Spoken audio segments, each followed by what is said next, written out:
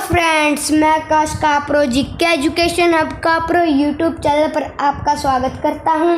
आज हमारी वीडियो का टॉपिक है एनसीईआरटी कक्षा 4 विषय हिंदी पाठ 9 स्वतंत्रता की ओर।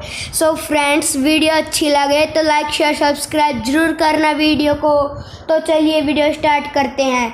धनी को पता था कि आश्रम में कोई बड़ी योजना बन रही है, पर उसे कोई कुछ नहीं बताता। वे सब समझते हैं कि मैं 9 साल का हूँ, इसलिए मैं बुद्धू हूँ, पर मैं बुद्धू नहीं। धनी मन ही मन बड़बड़ाया। धनी और उसके माता पिता बड़ी खास जगह में रहते थे, अहमदाबाद के पास महात्मा गांधी जी के साबरमती आश्रम में, जहाँ पूरे भारत के लोग रहने आते थे। गांधी जी की तरह वे सब भी भारत की स्वतंत्रता के लिए लड़ रहे थे। जब वे आश्रम में ठहरते तो चरखों पर खादी का सूत काटते, भजन गाते और गांधी जी की बातें सुनते।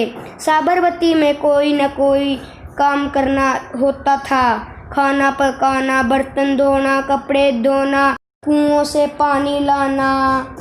धनी का काम था बिन्नी की देखभाल करना।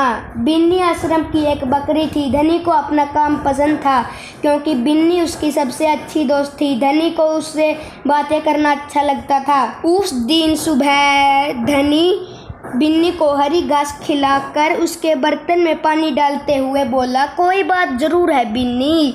वे सब गांधी जी के कमरे में बैठकर बातें करते हैं। कोई योजना बनाई जा रही है, मैं सब समझता हूँ। बिन्नी ने घास चबाते हुए सिर हिलाया, जैसे कि वह धनी की बातें समझ रही हो। धनी को भूख लगी। कूदती फादती बिन्नी को लेकर वह रसोई घर की तरफ चला।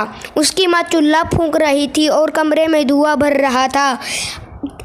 धनी कहता है, अम्मा क्या गांधी जी कहीं जा रहे हैं? उसने पूछा। खांसते हुए माँ बोली, वे सब यात्रा पर जा रहे हैं। यात्रा? कहाँ जा रहे हैं? धनी ने सवाल किया।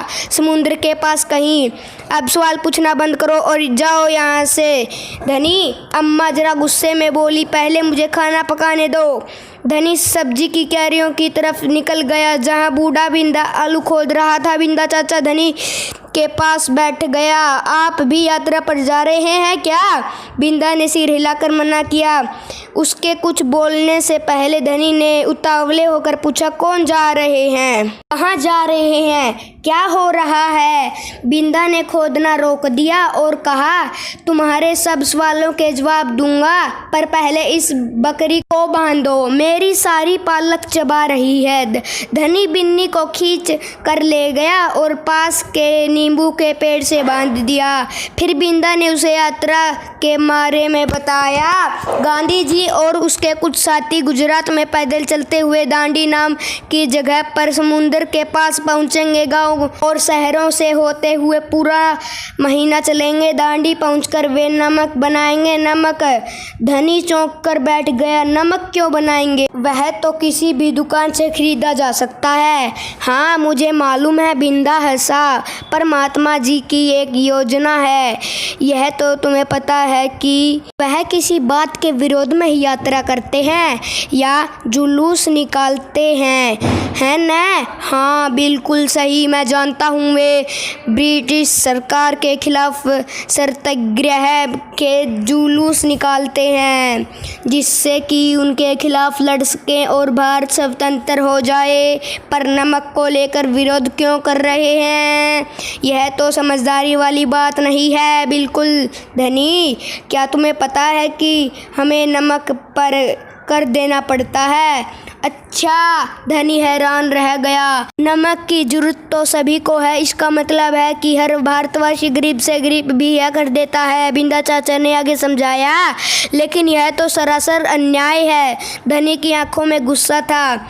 यह अन्याय है। इतनी ही नहीं, भारतीय लोगों को नमक बनाने की भी मनाही है। महात्मा गांधी जी ने ब्रिटिश सरकार को कर हटाने को कहा, पर उन्होंने यह बात ठुकरा दी। इसलिए उन्होंने निश्चय किया कि वे दांडी चल कर जाएंगे और समुद्र के पानी से नमक बनाएंगे। 1 महीने तक पैदल चलेंगे। धनी सोच कर परेशान हो रहा था, गांधी जी तो थक जाएंगे, वे दांडी बस या ट्रेन से क्यों नहीं जा सकते, क्योंकि यदि वे इस लंबी यात्रा पर दांडी तक पैदल जाएंगे तो यह खबर फैल जाएगी, अखबारों में फोटो छिपेंगी, रेडियो पर रिपोर्ट आएगी और पूरी दुनिया के लोग यह जान जाएंगे कि हम अपनी स्वतंत्रता के लिए लड़ रहे हैं और ब्रिटिश सरकार के लिए यह बड़ी शर्म की बात होगी। गांधी जी बड़े ही अक्लमंद हैं न?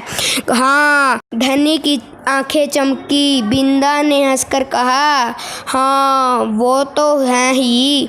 दोपहर को जब आश्रम में थोड़ी सी शांति छाई, धनी अपने पिता को ढूंढने निकला। वह एक पेड़ के नीचे बैठकर चरखा काट रहे थे। पिताजी, क्या आप और अम्मा दांडी यात्रा पर जा रहे हैं? धनी ने सीधे काम की बात पूछी। मैं जा रहा हूँ, तुम और अम्मा यहीं रहोगे?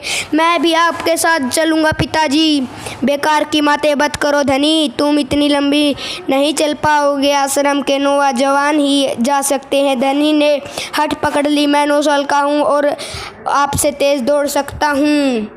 धनी के पिता ने चरखा रोक कर बड़े धीरे से समझाया, सिर्फ वे लोग जाएंगे जिन्हें महात्मा गांधी जी ने चुना है। ठीक है, मैं उन्हीं से ही बात करूंगा, वह ज़रूर हाँ कहेंगे। धनी खड़े होकर बोला और वहाँ से चल दिया। गांधी जी बड़े व्यस्त रहते थे, उन्होंने अकेले पकड़ पाना आसान नहीं था, पर धनी को वह समय मालूम था जब उन्हें बात सुनने का समय होगा। रोज़ सुबह वे आश्रम में पैदल घूमते थे। अगले दिन जैसे ही वह सूरज निकला, धनी बिस्तर छोड़कर गांधी जी को ढूंढने निकला। वे गौशाला में गायों को देख रहे थे, फिर वह सब्जी की बगीचों में मटर और बंद गोभी देखते हुए बिंदा से बात करने लगे। धनी और बिन्नी लगातार उसके पीछे पीछे चल रहे थे। अंत में गांधी जी ने अपनी झोंपड़ी की ओर चले। बरामदे में चरखे के पास बैठकर उन्होंने धनी को पुकारा, यहाँ आओ बेटा।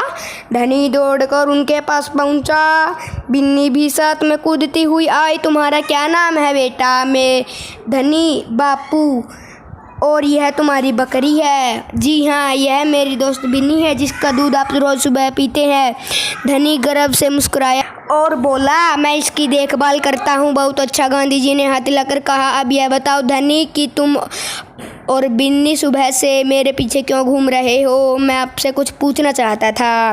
धनी थोड़ा सा घबराया। क्या मैं आपके साथ दांडी चल सकता हूँ? हिम्मत करके उसने कह डाला। गांधी जी मुस्कुराए। तुम अभी छोटे हो बेटा, दांडी तो बहुत दूर है, सिर्फ तुम्हारे पिता जैसे ही नौजवान मेरे साथ चल पाएंगे। अब आप तो नौजवान हैं नहीं।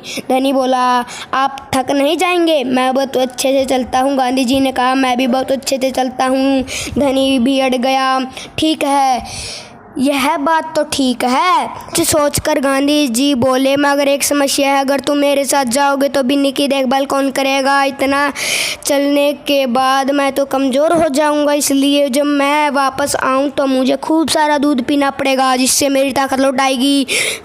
यह बात तो ठीक है, बिन्नी तभी खाती है जब मैं उसे खिलाता हूँ। धनी ने प्यार से बिन्नी का सिर हिलाया। और सिर्फ मैं जानता हूँ कि इसे क्या पसंद है। बिल्कुल सही, तो क्या तुम आश्रम में रहकर मेरे लिए बिन्नी का देखभाल करोगे? गांधी जी प्यार से बोले।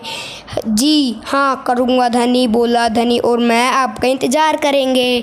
सो फ्रेंड्स, वीडियो अच्छी लगे तो लाइक शेयर सब्सक्राइब जरूर करना वीडियो को। फिर मिलते हैं एक और नई पोस्ट के साथ।